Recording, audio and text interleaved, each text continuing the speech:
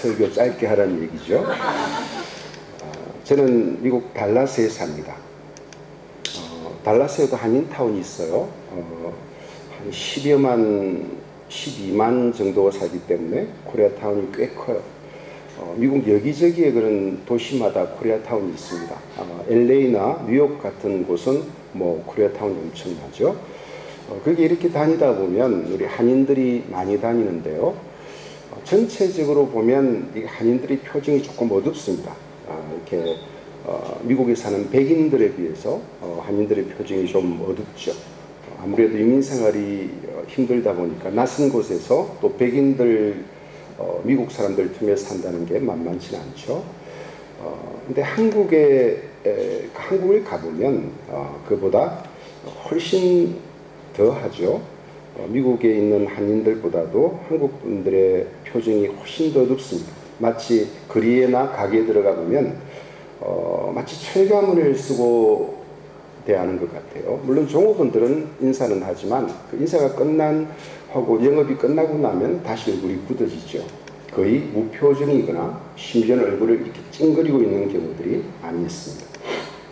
마치 소련이 붕괴하고 이렇게 소련이 나누어진 이후에 러시아인들 같습니다. 러시아인들 표정이 굉장히 딱딱하죠. 우크라이나하고 많이 다르죠. 우크라이나 분들은 그래도 부드럽고 순한 분들인데 러시아는 굉장히 딱딱하고 경직되어 있습니다. 뭐 표정이 웃는 사람이 길에 전혀 없고 자기들끼리 이제 만나면 친한 사람들 만나면 확 풀려도 그렇지 않으면 아주 찔려도 피 한 방울 나올 것 같지가 않습니다. 미국에도 그런 분이 한 분 계시는데요. 그런 분이 있습니다. 이 표정은 또 좀 제법 온화할 때 표정이에요. 조금 기분이 안 좋으면 이제 이렇게 표정이 가고 열을 받으면 이제 이렇게 가죠. 근데 이분이 이제 얼마 전에 영국을 방문했습니다. 영국에서 트럼프 반대자들이 모여서 국회의사당 앞에 모여서 시위를 했어요. 그냥 자기들끼리 모여서 시위만 하는 게 아니라 큰 트럼프 풍선을 만들어서 시위를 합니다. 6m 높이, 굉장히 크죠? 이런 풍선이에요. 6m 높이의 이 풍선을 대고 사람들이 모여서 트럼프를 반대하는 그런 시위를 이렇게 벌이죠. 저기 얼굴 표정을 보시면 참 비슷하죠? 네, 표정. 지금 미국은 트럼프 때문에 복잡한 나라입니다. 한국의 김나훈이라고 하는 사푸아가죠. 만화 같은 그림을 그리고 거기에 글자를 끼우는 일러스트레이터라고 하는데요. 늘 얼굴을 찡그리며 사는 한국인들에게 그가 그림을 하나 그려서 글자와 더불어 선물을 했습니다. 어떤 선물인가 하면 얼굴을 피자 이런 그림을 그렸죠. 청년들에게 이런 그림을 그려준 것 같아요. 여러분들 우크라이나에 사는 게 그렇게 쉽지는 않죠. 우크라이나가 이렇게 물론 뭐 러시아처럼 센 나라는 아니지만 그래도 한국적인 문화가 별로 거의 없고 한국 음식도 쉽지 않고 식품도 없는 이런 곳에서 또 한국인으로 이렇게 산다는 게 쉬운 일이 아닙니다. 좀 그렇지만 그래도 교회에 우리가 모였으니까 얼굴을 좀 환하게 피면 좋겠어요. 여러분들 옆에 분들 한번 좀 쳐다보세요. 옆에 분들 쭉 한번 쳐다보시고 이렇게 표정을 좀 찡그리고 있는 분들 좀 펴주세요. 좀 쫙쫙 한번 펴봐 주세요. 이렇게 아무도 안 펴네요. 이렇게 뭐 펴면 혼나나요? 좀 이렇게 펴면 좋겠는데 이렇게 좀 어떤 때는 좀 찢기도 하고 하여튼 우리가 밝고 긍정적으로 산다는 것이 참 좋은 것 같습니다. 문화는요, 한 사람이 살아가는 데 있어서 가장 중요한 것이 문화입니다. 원튼 원하지 않든 우리는 문화 속에서 살아가게 돼 있어요. 여러분들은 한국에서 한국 문화 속에서 자라온 분들이죠. 몇 살 때 오셨던지 간에 그 세월만큼, 늦게 오신 세월만큼 한국 문화에 익숙해져 있습니다. 그리고 이제 우크라이나라는 문화 속에 들어오셨죠. 그렇지만 여러분들은 여전히 한국 사람으로 살아갑니다. 문화는 이렇게 우리가 문화를 어떻게 분석할 건가 생각해 보면 몇 가지 관점이 있는데요. 이렇게 문화라는 것은요, 우리 같은 사람의 행위를 합니다. 사람들은 서로 간에 어떤 행위든지 우리가 살아있는 한 행위를 합니다. 아주 적극적인 행위부터 시작해서 소극적인 행위까지 합니다. 행위라는 것은 우리 삶의 표면에 제일 드러나는 것이 행위예요. 삶의 표면에 우리들의 행위를 통해 상대방의 행위를 통해서 어떤 감정을 느끼고 어떤 일을 해나갑니다. 근데 이 행위가 어떻게 해서 특정한 행위가 나올까 이렇게 살펴보면 그 밑에 가치관이 있어요. 신념이라고도 하고 도덕적인 규범과 윤리입니다. 그래서 사람이 어떤 행위를 할 때는 그 사람의 가치관, 신념에 따라서 행위를 해요. 대부분의 행위는 여기 가치관과 반하는 행위는 별로 하지 않습니다. 거의 가치관과 신념에 따라 행하는데, 근데 보통 사람들은 우리가 일반적으로 생각할 때 여기서 끝이라고 생각해요. 어떤 가치관에 따라 행위를 한다고 생각하지만 사실은 심리학을 살펴보면 그 가치관보다 더 깊은 사람의 심청 가장 안에 있는 것을 세계관이라고 합니다. 월드뷰라고 하죠. 그래서 이 세계 어떤 사람의 행위가 나올 때 그 사람의 가치관에 따라 행위를 하고 또 그 사람의 가치관도 여러 가치관들이 다 다른데 그 세계관이라는 가장 깊이 있는 것에 따라서 한 사람의 가치관이 형성이 됩니다. 세계관이 가치관을 형성하고 가치관이 행위를 하게 하죠. 그래서 세계관은 우리가 뭐 여러 가지 얘기를 해야 되겠지만 이 시간 그걸 할 수는 없고요. 간단하게 말씀드리면 세계관에는 성경적인 세계관이 있고 비성경적인 세계관이 있습니다. 여러 종교적이고 세속적인 그런 도덕적인 다양한 세계관들이 있어요. 근데 이렇게 도표를 보면 성경 A라고 하는 성경적 세계관이 있습니다. 그리고 B라고 하는 한국 기독교인의 세계관이 있어요. 그렇죠? 성경에서 우리에게 요청하는 A라는 세계관과 그렇지만 우리가 실제로 가지고 있는 한국 기독교인들의 세계관이 있습니다. 이렇게 두 개가 같아야 아주 완벽한데 이렇게 완벽하게 같지는 않습니다. 여기 C라고 하는 빗금 친 이 부분은 이게 뭔가 하면 한국 기독교인이 가지고 있으면서도 성경적인 세계관이에요. 아주 좋은 거죠. 우리가 가지고 있는데 성경적인 세계관, 아주 C는 아주 좋은 겁니다. 그런가 하면 여기 B의 빗금친 부분, 그러니까 우리가 분명하게 가지고 있는데 사실은 성경적이지 못한 성경적 세계관의 테두리 바깥에 있는 세계관들이 있어요. 그래서 우리가 오늘 여기에 대해서 한 가지 여러 가지가 있는데 쭉 우리가 가지고 있으면서도 사실은 성경에 반하는 비성경적인 세계관들이 많이 있습니다. 뭐 여러 가지 1, 2, 3, 4 쭉 나오는데요. 몇 가지만 살펴보면 우리 오늘날 한국 기독교인들의 심경 속에 가장 많이 있는 것이 샤머니즘이에요. 예수를 믿어도 무당적인 요소들이 우리 기독교인들의 삶 속에 굉장히 많습니다. 심지어는 목회자들, 목사님들까지도 저 양반이 분명히 목사라고 하는데 사람들이 함부로 못해서 그렇지 사실은 따지고 보면 무당 같은 목사들부터 시작해서 그런 무당 같은 신적인 요소들이 많이 있습니다.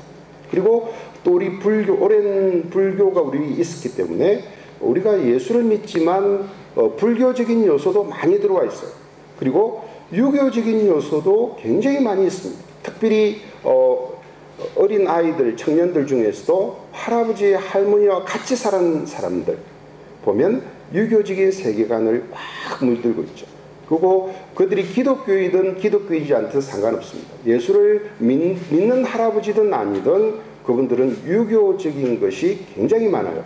그거를 본인들은 예수 믿는 기독교라고 착각을 하는 거죠. 그런가 하면 세속적인 물질주의도 우리 속에 많이 있습니다. 성경은 물질에 대해서 우리가 정말 그리스도인으로서 물질을 십자가에 못 박고 먹고 마실 것이 있으면 족하다고 가르치죠. 그리고 부자가 되는 것이 얼마나 위험한가에 대해서 신약 성경은 철저하게 가르치고 있습니다. 그 대표적인 분이 예수님이세요. 예수님은 하나님의 아들이시면서도 이 땅에 가난한 목수의 아들로 나셨고 평생 길지 않은 세월이지만 목수로 살다가 목수로 돌아가셨습니다. 그는 가진 것도 없었고 외모도 출중하지 않으셨어요. 철저하게 세상적인 것을 배격하고 하나님과의 관계 속에 우리가 어떻게 날마다 하나님이 기뻐하시는 인격과 또 영성을 가질 것인지를 촉구하는 것이 신약 성경이에요. 근데 이 잘못된 이 가르침들이 교회에 너무 많이 들어와가지고, 아니면 어떻게 보면 너무 많이 들어온 것이 아니라 거의 교회의 대부분이 물질적이고 세속적인 이런 것들이 오늘날 교회에 너무 많이 들어와 있습니다. 이런 것들을 살펴보기에는 시간이 너무 그렇고요. 오늘 한 가지 살펴보고 싶은 것은 기독교 우상 숭배라는 겁니다. 오늘날 교회에 기독교 우상 숭배가 교회에 많이 들어와 있습니다. 기독교인들이 교회에서 우상을 섬기고 있다는 거예요. 참 기가 막혀 말이 나오지 않는 상황이에요. 여러분은 오늘날 한국교회, 한인교회가 우상을 섬기고 있다는 사실에 대해서 어떻게 생각하십니까? 한국교회가 영적으로 살아나는 법은요, 교회가 섬기고 있는 우상을 타파하지 않으면 교회가 살아날 수가 없습니다. 이교도적인 우상을 말하는 게 아니에요. 우리가 여기서 이교도 우상을 섬기지는 않아요. 우리는 기독교 우상을 섬기고 있다는 얘기예요. 대표적인 기독교가 가톨릭인데요. 가톨릭은 오랜 우상 숭배 역사를 가지고 있습니다. 대표적인 게 성모 마리아라는 우상을 가지고 있죠. 성모 마리아는 죄가 없다고 가르칩니다. 그리고 성모 마리아는 죽고 나서 하늘로 승천했다는 가르침을 가지고 있습니다. 전혀 성경적이지도 않고 또 성경에 없는 얘기들을 만들어서 그것을 그들의 마치 성경적인 것 마냥 전통을 만들어냅니다. 그런가 하면 또 성자와 이 성녀 그런 사람들을 숭배합니다. 사도들을 또한 숭배합니다. 유명한 인사들을 숭배하죠. 그리고 기도를 성 베드로에게 기도합니다. 그리고 성 안나에게 기도하고 성 안드레에게 기도합니다. 그리고 사도와 성자, 성녀, 훌륭한 기독교 성인들의 유해들, 유품들, 그들이 썼던 유품들을 교회에 갖다 놓고 마치 거기에 놀라운 성령이 임하는 것처럼 기도하죠. 그리고 성자, 성녀들의 이 신체적인 부분들, 손가락을 하나 마디라고 하는 것들, 이런 것들을 무덤에서 꺼내어서 그것을 교회 제대 같은데 이런 곳에 심어놓고 그것 때문에 그 교회에 하나님이 임재하시는 것처럼 잘못된 가르침으로 많이 가르치는 것이 가톨릭입니다. 개신교도 마찬가지예요. 개신교도 우상숭배에 적극적으로 동참하고 있습니다. 그런데 이 개신교 우상들을 타파를 해내야 되는데 개신교 안에 들어와 있는 우상들을 타파하기가 그리 녹록지가 않습니다. 왜냐하면 이 우상들은 기독교 신앙의 이름과 기독교 신앙의 모양들을 가지고 있어요. 이게 신앙인지 우상숭배인지 구별하기가 아리송합니다. 우리가 다른 종교를 신들을 믿지 않는 것은 그렇게 어렵지가 않은데 쉬운데 기독교 신앙의 이름과 모양을 가지고 있는 우상은 참으로 구별하기가 아리송합니다. 그 기독교 우상의 이름들을 오늘 제가 세 가지를 나눌 텐데요. 첫 번째가 뭐냐면 여호와 하나님이라는 이름의 우상을 숭배하고 있습니다. 아니 뭐라고요? 여호와 하나님이라는 우상이라고요? 그게 무슨 말입니까? 여호와 하나님이시면 진짜 성경에 나오는 진짜 하나님인데 어떻게 여호와 하나님이라는 우상이 있을 수가 있나요? 뭔가 잘못된 거 아닌가요? 라고 물을 수밖에 없습니다. 저도 안타깝지만 그럼에도 불구하고 예스라고 말할 수밖에 없습니다. 출애굽기 32장 오늘 본문에는 금송아지 우상을 숭배하는 사건이 나옵니다. 이스라엘 백성이 19장에 시내산에 도착합니다. 그리고 이제 모세는 십계명을 하나님으로부터 율법을 받기 위해서 저 시내산 정상으로 올라갔습니다. 모세가 없는 사이에 지금 일어나는 일이에요. 우리가 조금 전에 읽었지만 같이 한 목소리로 다시 한번 읽어보겠습니다. 아론이 그들의 손에서 금고리를 받아 부어서 조각칼로 새겨 송아지 형상을 만드니 그들이 말하되 이스라엘아 이는 너희를 애굽 땅에서 인도하여 낸 너희의 신이로다 하는지라. 아론이 보고 그 앞에 제단을 쌓고 이에 공포하여 이르되 내일은 여호와의 절일이니라 하니 이튿날에 그들이 일찍이 일어나 번제를 드리고 화목제를 드리고 백성이 앉아서 먹고 마시며 일어나서 뛰놀더라. 여기서 주목해야 될 단어가 첫째로 송아지 형상이에요. 그들이 조각칼로 이 송아지 형상을 금을 가지고 만들었는데요. 그 송아지를 향해서 뭐라고 얘기하냐면 이스라엘아, 그렇죠? 아론이 말하는 거죠. 이는 너희를 애굽 땅에서 인도해낸 너희의 신, 그 신은 여호와 하나님이에요. 이는 너희를 애굽 땅에서 너희를 인도하여 낸 너희의 신 여호와 하나님이로다라고 말합니다. 지금 금송아지를 이스라엘이 여호와 하나님이라 부르며 열광적으로 섬기고 있는 상황이에요.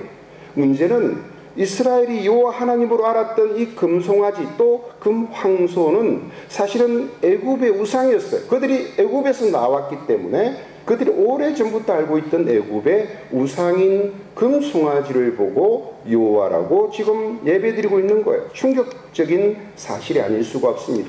사탄적인 우상을 여호와 하나님으로 알고 신앙했다는 거예요. 지금 바로 이것이 이스라엘 백성들이 숭배했던 그 소, 아피스라는 이름의 소였어요. 프랑스 파리에 있는 루브르 박물관에 소장되어 있는 아피스 신의 동상이죠. 이런 모습으로 나타나 있어요. 자, 왜 이스라엘은 하필 금송아지 신상을 만들었을까? 자, 출애굽 이전부터 그들이 살았던 애굽 중에서도 고센 지방에 그들이 살았는데요. 그 고센 지방에서는 태고 쪽부터 전통적으로 소를 신으로 섬겨왔습니다. 430년간 애굽에 살아가면서 이 이스라엘 백성들은 그 고센 지방의 금송아지를 소와 송아지를 숭배하던 이집트인들의 전통을 430년 동안 보아오면서 마치 그가 너무 익숙하고 중요한 신인 것으로 인식하게 되었죠. 아피스라는 이름의 황소신이죠. 즉 애굽의 황소신을 여호와 하나님이라고 부르고 있는 겁니다. 그런데 이 황소신 아피스의 실제는 우상이에요. 어떤 우상입니까? 풍요와 힘, 권력을 가져다주는 우상이에요. 즉 시내산 이스라엘이 숭배했던 여호와 하나님은 부와 권력을 가져다주는 아피스 우상이었단 말이에요. 지금 보시는 그림이 바로 금송아지, 금을 만들어서 저것을 여호와 하나님으로 숭배하는 그런 지금 모습들이 나오죠. 여기에 지금 아론이 있고 이스라엘 백성이 춤추며 기뻐하며 이 황소 신으로 인하여 예배드리고 즐거워하는 모습입니다. 이 그림은 17세기에 유명한 화가였던 니콜라 푸생이라고 하는 분이 그린 건데 출애굽기 32장의 이 사건을 주제로 그린 그림이에요. 금송아지 사건은 하나님께서 이 모세에게 두 돌판에 십계명을 새겨서 모세에게 그 두 돌판을 지금 전달하고 있는 순간에 일어난 사건입니다. 하나님께서 이스라엘 백성과 영원한 언약을 맺는 극적인 순간에 발생합니다. 금송아지는 이스라엘 백성이 하나님의 언약을 거부하는 것을 상징하며 이로 인해 하나님께서 크게 진노하시고 이스라엘 백성을 진멸하고자 하셨던 그 중요한 사건을 표현합니다. 지금 이 그림은 유명한 렘브란트의 그림이죠. 17세기 바로크의 대가 중에 한 분이었죠. 십계명, 이 제목이 그랬습니다. 십계명 돌판을 집어던지는 모세.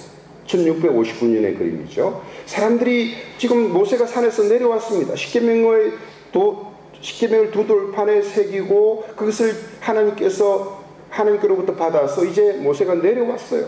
그런데 기가 막힌 장면이 앞에 펼쳐지고 있어요. 사람들이 애굽의 우상을 여호와 하나님으로 섬기고 예배드리고 하는 모습을 본 모세는 십계명이 새겨진 그 석판을 땅에 집어 던지고 그리고 돌판을 부숴버려요. 이렇게 우상을 여호와라고 섬기는 판에 하나님의 법이 무슨 소용이 있는가? 라고 진노한 겁니다. 지금 이러한 식의 소를 우상하는 그런 우상숭배는 이 사건으로 출애굽기 19장의 사건으로 끝난 게 아니에요. 광야 생활 40년을 지나고 가나안 땅에 들어갑니다. 그리고 가나안 땅에 들어가서 이제 사사시대를 보냅니다.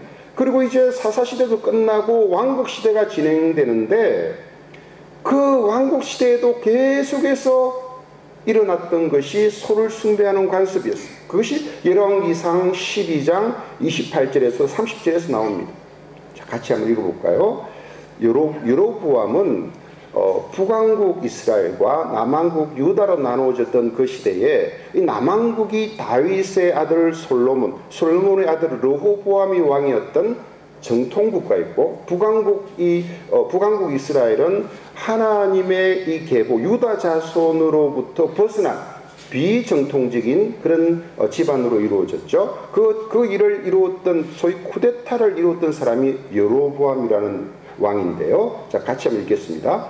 여로보암이 이에 계획하고 두 금송아지를 만들고 무리에게 말하기를 너희가 다시는 예루살렘에 올라갈 것이 없도다. 이스라엘아, 이는 너희를 애굽 땅에서 인도하여 올린 너희 신이라 하고 하나는 베델에 두고 하나는 단에 둔지라. 이 일이 죄가 되었으니 이는 백성들이 단까지 가서 그 하나에게 숭배하니라. 여러분, 이스라엘은 원래 특정한 절기가 되면 저 남쪽에 있는 예루살렘에 가서 하나님의 전에서 예배드리도록 그렇게 되어 있습니다. 어떤 지파를 막론하고 예루살렘에 가야 됐죠.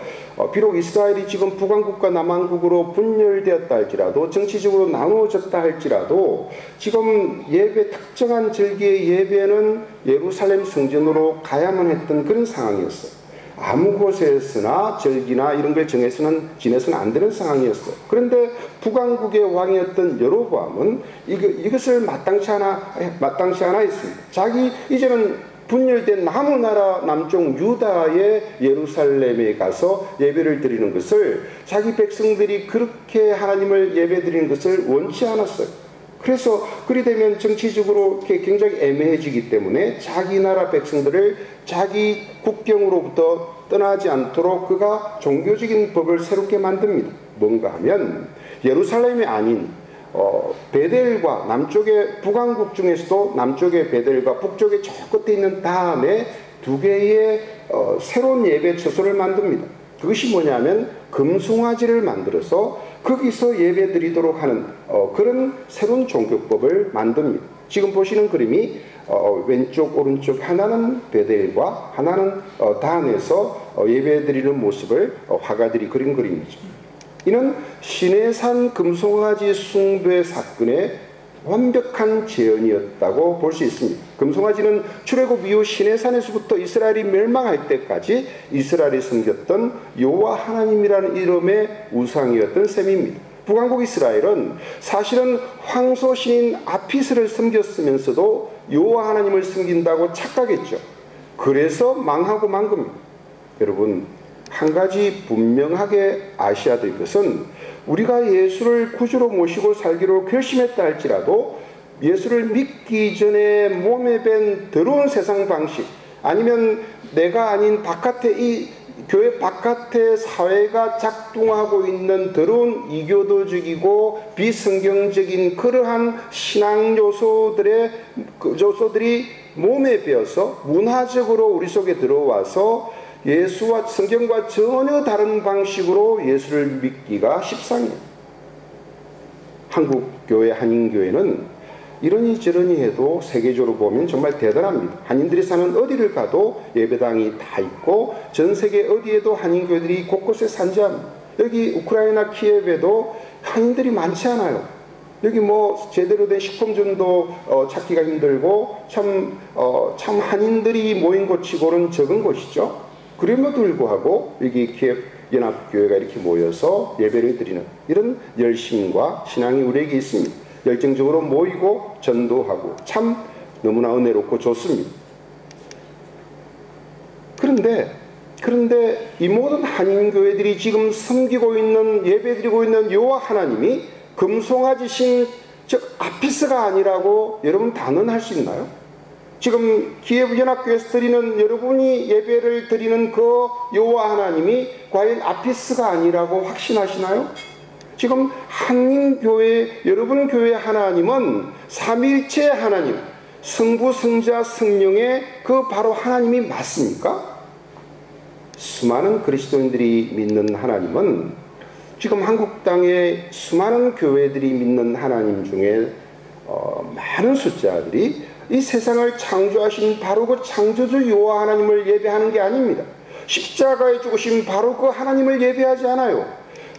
누구를 예배하냐면 부와 풍요를 가져다 주는 아피스 우상을 예배하고 있습니다. 오늘날 참 하나님이 아닌데 한인교회, 한국교회가 여호와 하나님으로 받들고 있는 현대판 금송아지, 즉 아피스 신이 누군 줄 아십니까? 바로 만몬이에요.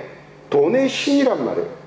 안타깝게도 오늘날 교회는 만몬을 여호와 하나님이라 부르며 숭배하고 있습니다. 수많은 교회들이 여호와 하나님은 믿는 이에게 물질을 쏟아부어 주시는 돈의 신으로 가르치고 있어요. 왜요? 교회가 너무나 돈을 사랑해서 돈의 노예가 되어버렸기 때문에 그렇습니다. 다음 앞에 보이는 그림은 한국 사회의 물질 숭배의 단면을 단적으로 보여주고 있는 그림이에요. 몇 년 전에 서울에서 종로구 쪽에 있는 화랑인데요. 임장환, 김현정이라고 하는 두 화가가 개인전으로 공동 개인전으로 열었던 전시회에서 전시된 그림이에요. 지금 한국 한복을 입고 있는 여성은 한국 여성을 상징하고 한국인을 상징하는 거죠. 지금 저분이 앉아서 쭈그리고 앉아서 뭘 먹고 있습니까? 이렇게 블루스타에 이렇게 양은 냄비에 이렇게 라면을 막 먹고 있죠. 뭔가 좀 찌질해 공상해 보이죠. 근데 저분이 라면을 드시면서 뭔가 쫙 째려보고 있는 게 있어요. 그렇죠? 이분의 눈동자가 예사롭지 않아요? 다 이렇게 쫙 찌릿하고 레이즈를 쏘고 있죠. 그게 뭐냐면 이렇게 커피 컵하고 가방이 하나 있습니다. 그럼 저 커피가 어떤 컵인가 하면 스타벅스 커피입니다. 한국에서는 제일 비싼 커피죠. 여러분 편의점에 가면 1,000원, 1,500원이면 아주 고급의 커피가 나오는 것이 한국이에요. 그것도 그 자리에서 갈아서 나오는 편의점 커피가 굉장히 수준이 높죠. 그런데 한국 사회에서는 그걸 들고 다니면 오다구가 안 납니다. 그래서 밖에 나가서 사람들한테 무시당하지 않고 좀 우습게 당하지 않고 그래도 이렇게 있어 보이는 그런 컵이 스타벅스 컵이에요. 그러니까 스타벅스 컵을 먹고 집에 가 씻어서 편의점에 가서 저걸 담아서 들고 다녀야 돼요. 지금 그런 상황을 묘사하고 있는 거예요. 그리고 이 가방은 어떤 가방인가 하면 루이비통 가방이에요. 한국 여자분들의 많은 분들이 아주 환장하는 그런 가방이죠. 한국 여성들의 명품 가방 사랑은 말로 못합니다. 몇 년 전에 한국일보에서 한국 여성들이 명품을 가지고 있는 통계를 조사했는데요. 1인당 한 여성이 명품 가방 9개를 갖고 있다고 평균 숫자가 나왔어요. 1인당 9개. 물론 이제 어떤 분들은 수백 개도 가지고 있고 어떤 분들은 딸랑 하나도 없는 이제 그런 상황도 있기 때문에 평균을 내니까 어떤 사람 보통 이렇게 서민들이 가지기는 힘들어도 어쨌든 평균이라는 것은 의미 있는 숫자죠. 그래서 요즘은 연애를 해도 이렇게 한국 남자들이 이렇게 여성하고 오래 연애를 하려면 여자가 기뻐하는 명품 가방을 그래도 몇 개는 사줘야 결혼 비슷하게라도 가볼 수 있는. 물론 명품만 달랑 뺏어먹고 가는 여자들도 꽤 있어요. 그래서 제가 몇 년 전에 제 친척 조카아이가 결혼을 하는데 저보고 삼촌 제가 이 남자하고 시집을 가야 될까요? 그래서 왜 그러냐? 너 결혼하기로 했다면서 명품 가방을 2개밖에 못 받았어요. 하고 꿀밤을 아주 제가 2대를 지어박았습니다. 그 2개, 그 없는 총각한테 뭘 그리 명품 가방을 뺏어 먹겠다고 2개밖에 못하냐? 너 죽을래? 그러다가 이제 걔하고 저하고 사이가 별로 안 좋습니다. 한국은 세계 1위의 돈 사랑 국가입니다. 여론조사를 해보면 전 세계에서 한국인만큼 돈을 좋아하는 민족이 없는 것으로 나와 있어요. 미국과 중국보다도 한국 사람들이 돈을 더 좋아한다고 나옵니다. 그럼 미국은 세계 자본주의의 중심 국가예요. 거기는 돈을 빼면 대화가 되지 않는 나라죠. 그리고 중국은 어떤 나라입니까? 우리가 옛날에 들었던 비단위 장수 왕서방. 중국은 돈이라면 환장을 못하죠. 근데 우리가 놀리는 그런 사람들보다도 한국 사람이 돈을 더 좋아한다고 나와요. 2008년도에 일본 청소년협회에서 조사를 했습니다. 한국, 중국, 미국, 일본 네 나라의 청소년들을 대상으로, 학생들을 대상으로 어느 나라 학생이 돈을 가장 좋아하는 것을 조사했는데 압도적으로 한국 학생이 1위를 했습니다. 지금의 고등학생의 30% 가까이가 돈을 10억 원을 준다면 감옥에 가도 좋다. 그리고 어느 여론조사에서 초등학생들의 장래희망 1위를 조사했는데 1위가 뭔 줄 아세요? 건물주였습니다. 조물주 위에 있다는 건물주. 왜 건물주입니까? 이게 평생에 아무 일도 안 하고 꼬박꼬박 월세 나오는 거 가지고 놀고 먹고 살겠다는 거죠. 이것이 초등학생들의 장래희망 1위입니다. 자, 이것뿐만이 아닙니다. 몇 년 전에 서울대학교를 2009년도군요. 서울대생들을 대상으로 설문조사를 했습니다. 설문 내용이 뭐냐면 자기 부모님이 몇 살까지 살기를 원하냐라는 질문이었어요. 60%의 서울대학생들이 우리 부모님은 65세에 돌아가는 것이 가장 이상적이다. 사람들이 깜짝 놀랐죠. 아니 지금 그때만 해도 80세, 90세 시대인데 왜 65세에 돌아가시면 좋겠냐 하니까 이 부모님이 65세에 은퇴를 하시는데 퇴직금을 받자마자 돌아가셔야 자기가 유산을 제일 많이 받을 수 있다는 거예요. 그리고 이게 장난이 아니라 실제 통계에서 그렇게 나왔어요. 아주 여러분 서울대생 다리 몽둥이를 부서뜨려야 되는 지금 그런 상황이 되어 있어요. 한국 청소년들의 대부분이요. 결혼해서 부모를 모시고 살지 않겠다고 얘기합니다. 그리고 아내와 부모가 서로 대립하면 부모 편이 아니라 아내 편을 들겠다. 남편 편을 들겠다. 이것이 지금 청소년들의 생각이에요. 뭐 시대가 변하고 그랬으니까 그럴 수도 있겠다. 부모 입장에서 그럴 수 있죠.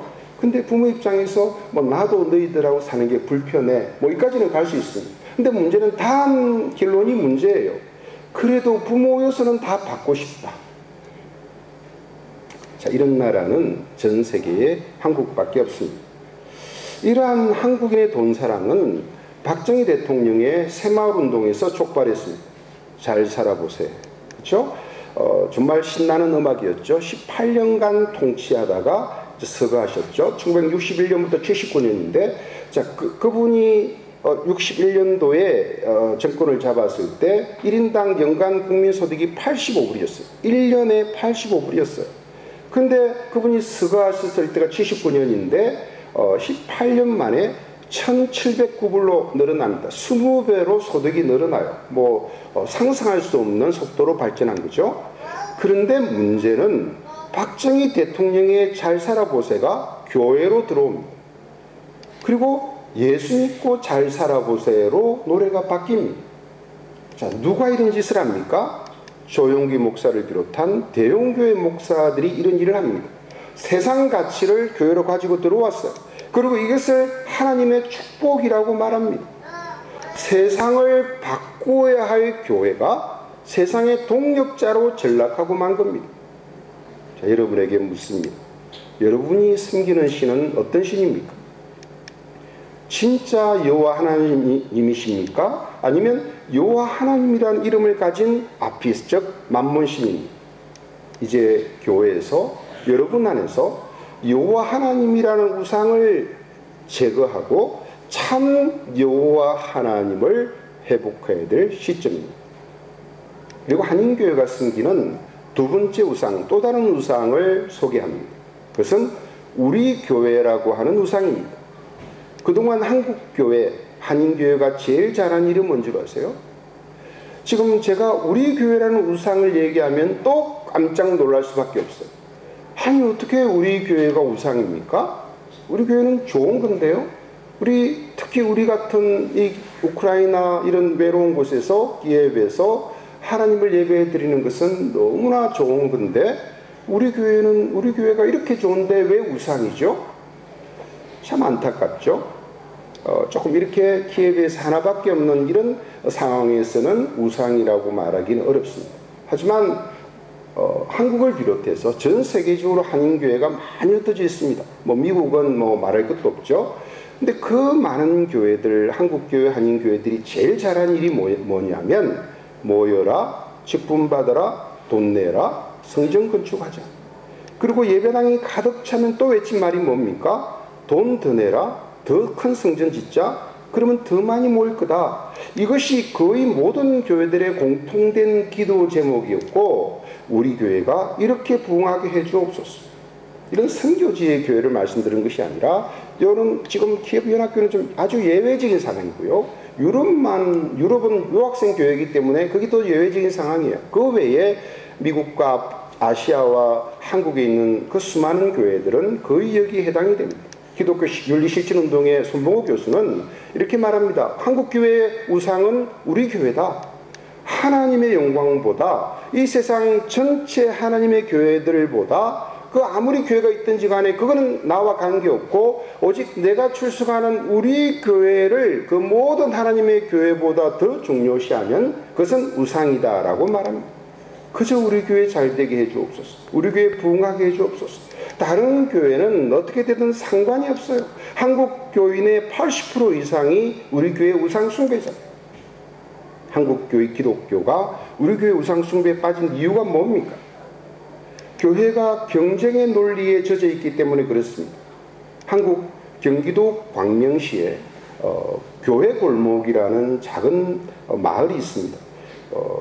먹자 골목이라는 이름은 들어봐도 교회 골목이라는 이름은 없어요. 요거 하나밖에 없다고 해도 과언이 아닌데 그 마을의 지도가 이렇게 생겼습니다. 이렇게 가로 아주 작은 곳이에요. 가로 320m, 세로 330m. 그렇죠? 이렇게 지금 이것에 큰 한 400명 이상 되는 3개의 거점 교회가 있고 나머지는 전부 다 상가 교회입니다. 지하에 아니면 지상에 저 몇 층 위에 있는 그런 상가 교회인데 마을 면적이 32,000평, 아주 320m, 330m, 정말 여기서 걸어가도 한 3, 4분이면 갈 수 있는 인구가 한 8,600명 정도고 그런데 그런 작은 곳에 교회 수가 27개가 있습니다. 식당이 12개고 편의점 수프가 10개고 미용실 이발소가 5개, 철물점 4개인데 교회만 27개. 교회간 거리가 가장 가까운 곳은 2m. 교회간 거리가 가장 먼 경우는 400m. 이 정도 되는 거리입니다. 여러분 이것은 무한도전이에요. 엄청난 경쟁의 현장입니다. 어느 도단이죠? 숫자를 늘리고 헌금을 늘려서 이웃교회보다 더 빨리 예배당을 건축하는 것이 1차 목표고 숫자가 더 늘어나면 헌금 더 많이 걷어서 이웃교회보다 더 큰 예배당 짓고 대형화를 추구하는 것. 그래서 교회가 비정상적이고 교인들이 불행한 거예요. 지금 예배당을 건축해도 하나님께 정말 영광이 되는 그런 예배당을 건축하는 것 정말 필요합니다. 특별히 선교지에서 이 현지인들을 가르치고 훈련하고 양육하기 위해서 이런 교회 건축은 참 중요하죠. 그런데 경쟁을 위한 예배당 건축이 그동안은 지난 50년 내지 70년의 한국교회의 신앙 패턴이었어요. 여러분, 기독교는 경쟁의 종교가 아닙니다. 오히려 양보의 종교입니다. 내가 죽고 남을 살리는 종교가 기독교예요. 우리 교회가 좀 부족하고 힘들어도 옆에 교회를 돕기 위해 우리 교회의 기둥뿌리를 내줄 수 있는 것이 그게 교회예요. 그게 예수님이 우리에게 가르치셨던 거예요. 우리 교회가 손해를 봐도 이웃 교회를 살리려는 교회가 진짜 교회죠. 한국교회의 심각한 병폐가 뭐냐면 교회가 부흥할수록 하나님 나라는 점점 멀어진다는 안타까운 현실에 놓여져 있습니다. 교회가 숨기는 세 번째 우상은요, 나라는 우상이에요. 현대인들이, 특별히 한국인들이 깊이 있게 빠져있는 우상 숭배인데 내가 바로 내가 숨기는 우상이에요. 기독교 전반에 침투해 있는 나르시시즘. 이거를 다른 말로 자기애라고 하죠. 자기사랑이라고 얘기해요. 심리학적으로, 의학적으로 이것을 자기도취성 인격장애라고 얘기하는데요. 자, 나르시즘의 원조인 나르키소스가 나오는 그림이에요. 그리스 신화에 나오는 여기에 나르키소스가 연못을 바라보고 있습니다. 지금 연못 안에 자기를 보는 거예요. 자기 안에 푹 빠졌죠. 자기가 너무 잘생겼어요. 혹시 여러분 중에 그런 분 계시나요? 오늘도 거울을 보고 교육이 싫었던 분. 내가 너무 잘생겼어? 거울을 떠나기 싫었던 분. 그렇죠? 이게 그래서 저 나르키소스가 저기서부터 나르시시즘이라는 게 나왔죠. 요정의 아들인데 너무 잘생기기로 유명해서 수많은 여신들과 요정들이 이 나르키소스를 따라다녔습니다. 근데 이 나르키소스는 아무도 쳐다보지 않았어요. 그런데 어느 날 이 나르키소스가 이 우물에 연못을 보고 자기 얼굴을 봤습니다. 그 전까지는 이 나르키소스는 자기를 본 적이 한 번도 없어요. 왜냐하면 이 어머니 요정이 신탁을 받습니다. 예언을 받습니다.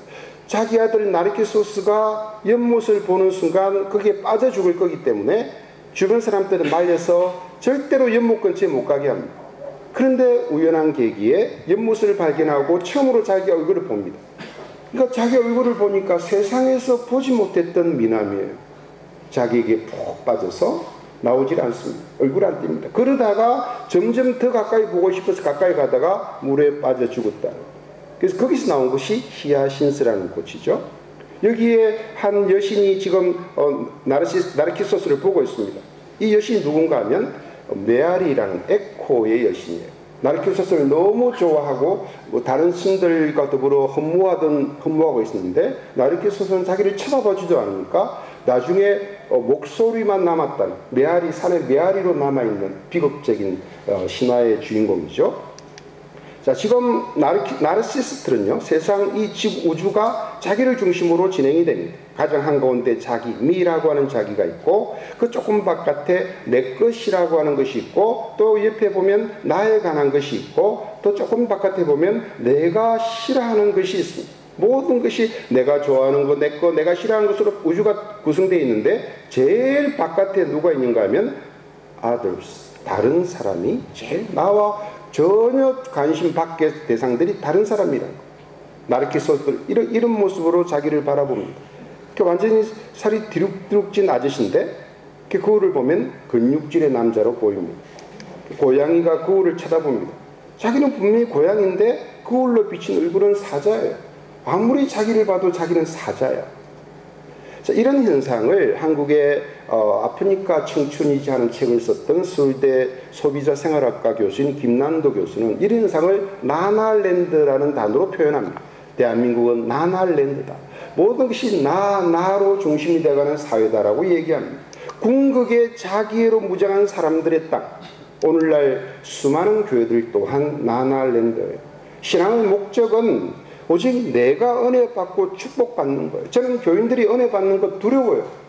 제가 부흥집회를, 지역교회 집회를 다니는데 제가 늘 하는 얘기가 부흥집회 금요일날 첫날에 무슨 얘기를 하냐면 제발 제 설교 듣고 은혜 받았다는 말 하지 마라. 은혜 받았다는 소리가 싫어요. 왜냐하면 그 은혜가 성령의 십자가에 죽으신 그리스도, 하나님이시면서도 자기를 종의 형상으로 낮춰서 자기를 죽이고 오직 인간들을 살리기 위해 죽으셨던 철저한 십자가의 영성의 은혜가 아니라 자기가 듣고 싶은 얘기를 들으면 은혜 받았다. 강사가 웃겨 미쳐가지고 실컷 배꼽 잡고 웃고 나면 은혜 받았다. 아니면 눈물이 줄줄 흐르게 실컷 울고 나면 그걸 은혜 받았다라고 얘기하니 이 은혜라는 것이 오염이 돼도 한참 오염이 됐단 말이에요. 신앙의 목적이 내 마음에 맞는 게 은혜고 축복이야. 하나님 나라는 안중에도 없어요. 오늘날 수많은 교회들이 나르시스트 그리스도인들로 꽉 차갑니다. 오직 자기 문제와 자기 아픔, 자기 상처 회복과 치유에만 관심을 가져요. 끊임없이 자기를 봐달라며 자기 이야기하기만 바쁩니다. 다른 사람들의 아픔과 필요에는 어텐션을 기울이지 않아요. 이런 분들은 서로 사랑하라는 예수님의 명령에 아무런 반응을 하지 않습니다. 땅끝까지 이르러 복음을 전하는 예수님의 지상 명령에도 헌신하지 않습니다. 교회를 세워나가기 위해 자기가 출석하고 있는 교회의 필요를 채우는 그 청지기로서 교회를 세워나가기 위해 헌신하라는 그 부름에도 아무런 관심이 없습니다. 현대인은 현대판 나르키소스 호수인 자기만의 연못과 온천과 목욕탕에서 그곳에 비친 자기의 영적 수준을 감탄하며 스스로의 영성을 자랑하다가 끝내는 그 때문에 파멸하게 될 현대판 나르키소스들이 점점 늘어나고 있습니다. 자기 개인의 영적 이기심, 허영심을 채우며 만족해하는 그리스도인들, 이런 부류 중에 제일 많은 사람들이 목사와 선교사들이고 오늘날 교회 지도자인 평신도들도 못지않게 늘어나고 있습니다.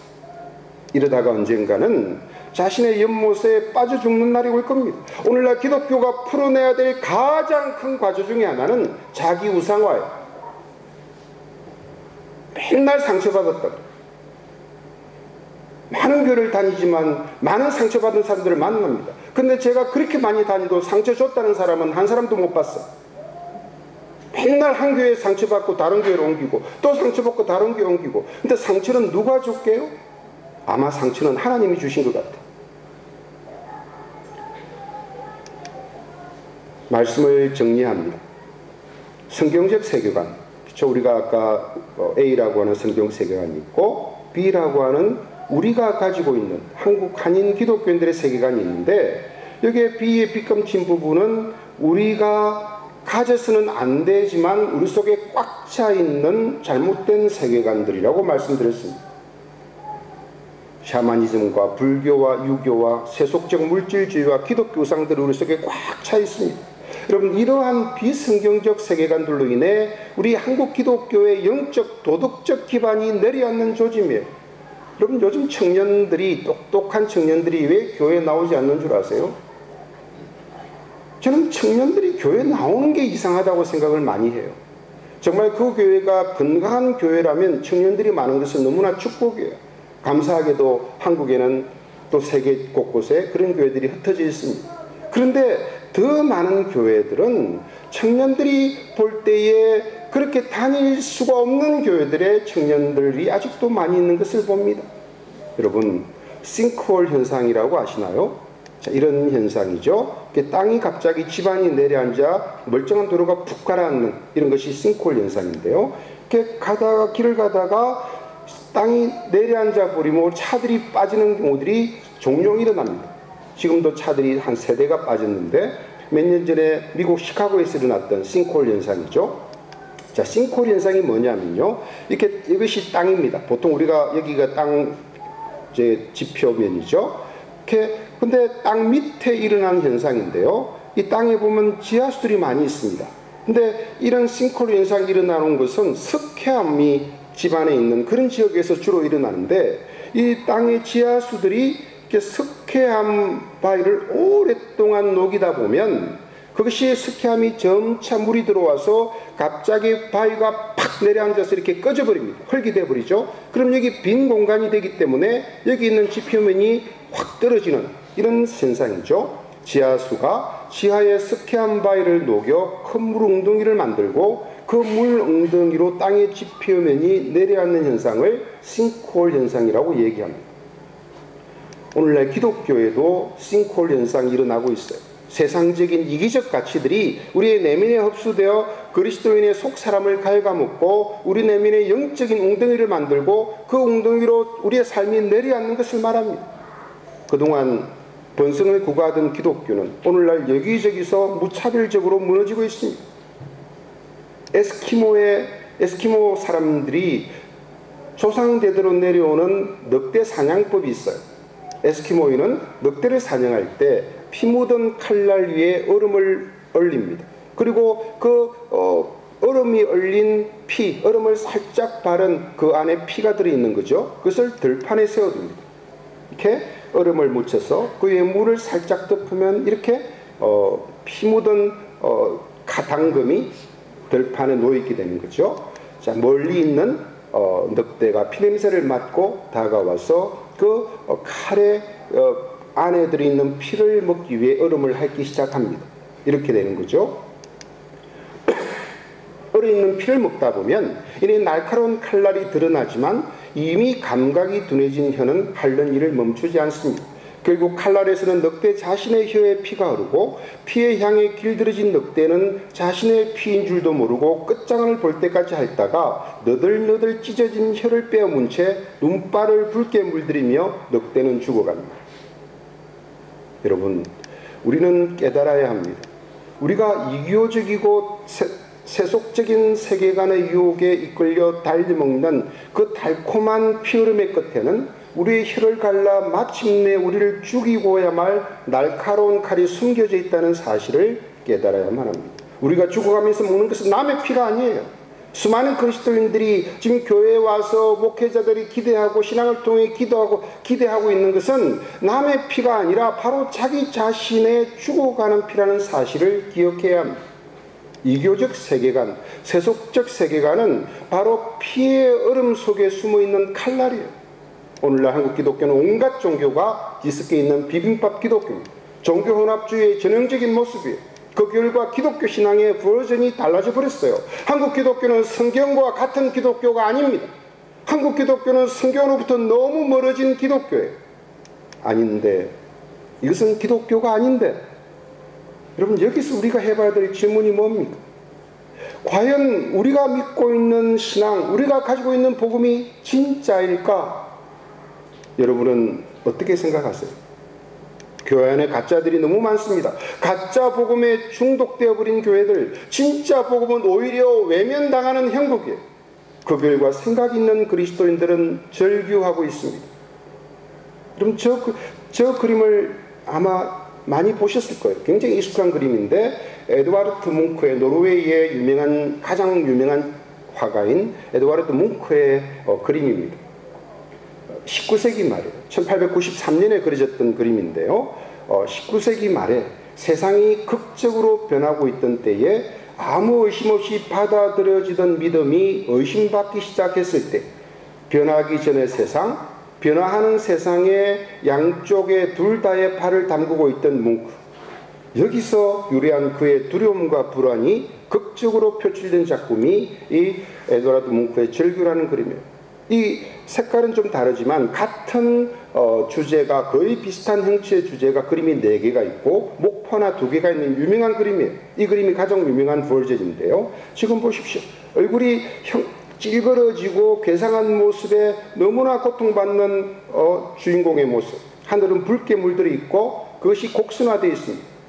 인간의 불안과 내면적인 고통을 극대화시킨 그런 그림이죠. 19세기 말은 유럽의 전성기였어요. 근데 그런 유럽의 전성기 남들이 기뻐하고 잔치하고 있을 때, 이제는 정말 평화를 주장하고 있을 때 그가 그렸던 그림은 절규예요. 왜냐하면 그는 가까이 다가오고 있는 미래를 뭔가 구체적으로 표현할 수는 없지만 본능적으로 느꼈던 화가예요. 뭐가 다가오고 있었습니까? 세계 1차 대전과 2차 세계대전이 다가오고 있었어요.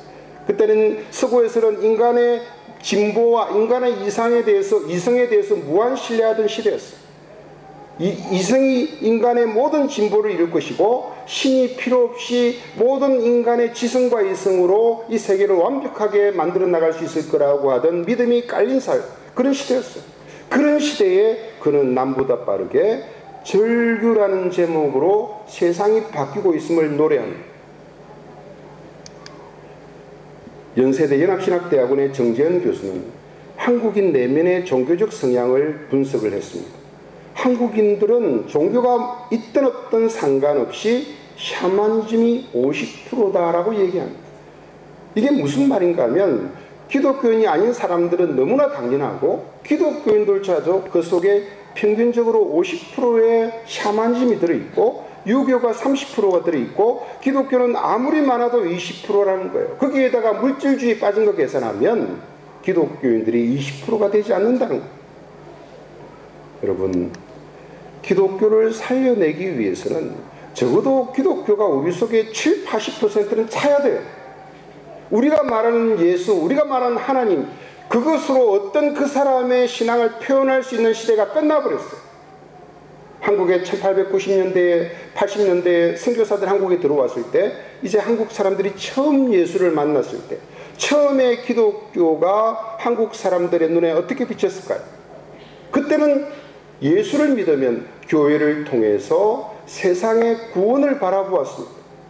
예수를 통해서, 기독교를 통해 자기의 삶이 바뀔 수 있고 한국 사회가 바뀔 수 있다는 희망을 가졌던 세계가 한국 기독교의 초창기 교회였어요. 그런데 이제는 어떤 세상입니까? 오히려 기독교가 세상의 염려거리가 되어버려.